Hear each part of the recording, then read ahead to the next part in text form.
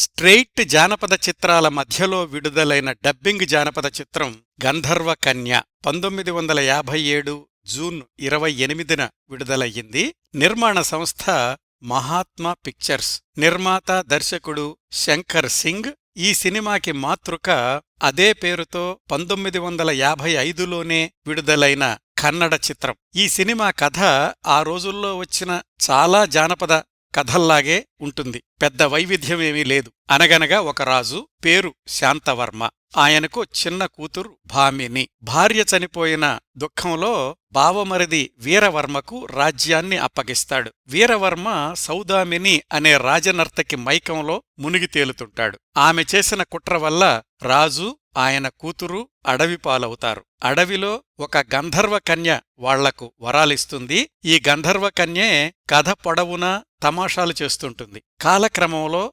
రాజ్యమేలుతున్న వీరవర్మ కొడుకు జయవర్మ పెరిగి పెద్దవాడవుతాడు. అడవిలోకి వెళ్లిన జయవర్మకు ఒక గుహలో మహారాజు, పెద్దదైన భామిని కనిపిస్తారు. జయవర్మ వివరాలు తెలుసుకున్న రాజు తన బంధువే అని గ్రహించి కూతుర్ని జయవర్మకిచ్చి పెళ్లి చేస్తాడు. భామిని తన హారాన్ని జయవర్మ మెడలో వేస్తుంది. మళ్లీ వచ్చి రాజుని, భామినిని రాజ్యానికి తీసుకెళ్తానని వాగ్దానం చేసి తను వెళ్లిపోతాడు జయవర్మ. అతడి మెడలో హారాన్ని చూసి భామిని బ్రతికే ఉందని గ్రహించిన సౌదామిని జయవర్మను జైల్లో వేయిస్తుంది. ఈ చిక్కుముడులన్నీ వీడి జయవర్మ, భామిని ఎలా కలుసుకున్నారు? వీరవర్మ, సౌదామినుల గతి ఏమైంది? ఈ కథలో గంధర్వకన్య పాత్ర ఏమిటి? ఇది మిగతా కథ. తెలుగు డబ్బింగ్కి మాటలు పాటలు రాసింది శ్రీశ్రీ, సంగీతం పి. శామಣ್ణ. ఈ చిత్రంలో రాజుగా ఈశ్వరయ్య, చిన్న భామినిగా బేబీ సుకన్య, భామినిగా హరిణి, వీరవర్మగా వీరభద్రయ్య, ఆయన కొడుకు జయవర్మగా